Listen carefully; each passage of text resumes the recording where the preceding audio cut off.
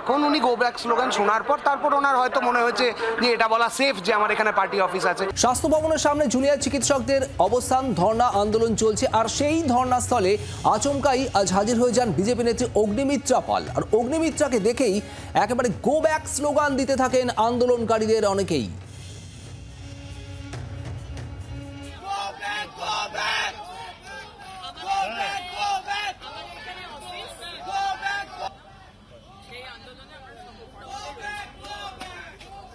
অর্কদীপ্ত মুখার্জি আমাদের প্রতিনিধি রয়েছেন আমাদের সঙ্গে সরাসরি। অর্ক, অগ্নিমিত্রা পাল সেখানে আচমকাই চলে আসেন এবং তারপরেই গো ব্যাক স্লোগান, ঠিক কি হলো?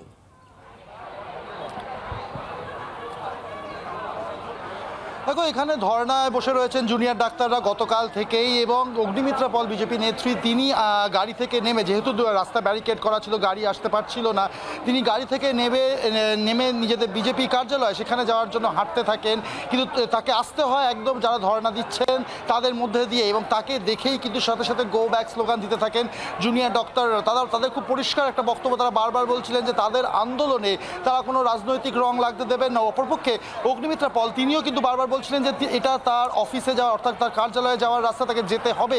এই নিয়ে প্রাথমিকভাবে কিছু জুনিয়র ডাক্তারের সাথে তার কথাও হয় এবং সেখানে যে কিছুটা ভুল বোঝাবুঝি কিছুটা মিটেছিল, কিন্তু তারপরে তিনি যখন আবার এগোতে থাকেন একদম আন্দোলনরত ছাত্রছাত্রীদের মধ্যে বা জুনিয়র ডাক্তারদের মধ্যে দিয়ে, তারপরে ফের কিন্তু তারা আবার গো ব্যাক স্লোগান দিতে শুরু করেন এবং দিতে দিতে একদম বিজেপির কার্যালয়ে মূল প্রবেশদ্বার যেটা, সেখানে অবধি তারা পৌঁছে যান এবং অনেকক্ষণ ধরে কিন্তু সেই গো ব্যাক স্লোগান দিতে থাকেন। এবং তাদের একটা কথা তারা বলেছেন যে কোনো রকম রাজনৈতিক রং তারা এই তাদের যে আন্দোলন সেটাতে লাগতে দিতে চান না, পুরোপুরি অপলিটিক্যাল রাখতে চান তাদের এই বিষয়টা। আমি একটু চেষ্টা করব এখানে একটু কথা বলার এই বিষয়টা নিয়ে, এখানে একটু চেষ্টা করবো আপনার সাথে একটু কথা বলবো।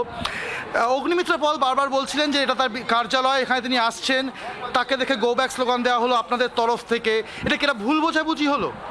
না, ভুল বোঝাবুঝির কোনো প্রশ্ন নেই। উনি আন্দোলন মঞ্চের মধ্যে দিয়ে আসছিলেন, উনি সুযোগ পেলেই নিশ্চয়ই এখানে দাঁড়িয়ে আন্দোলনকারীদের উদ্দেশ্যে কিছু কথা বলারও চেষ্টা করতেন, সেরকমই আমাদের মনে হয়েছিল।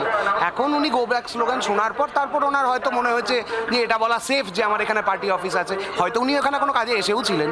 তো এটা ভুল বোঝাবুঝির কোনো ব্যাপার নেই, আমাদের যা করার আমরা করেছি, ওনার যা করার উনি করেছেন।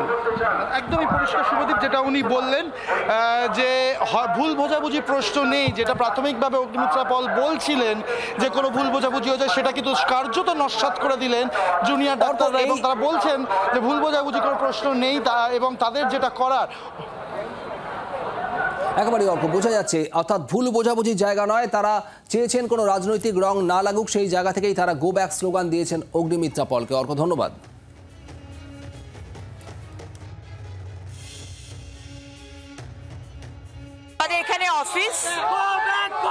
আমাদের এখানে অফিস এবং সম্পূর্ণভাবে আমরা আপনাদের সাথে আছি, but we have all our support with you all, এটা বলার আমি কোনো এতে আসি আমাদের মিসেস। বাংলার আওয়াজ, বাঙালির আবেগ, জি 24 ঘন্টা।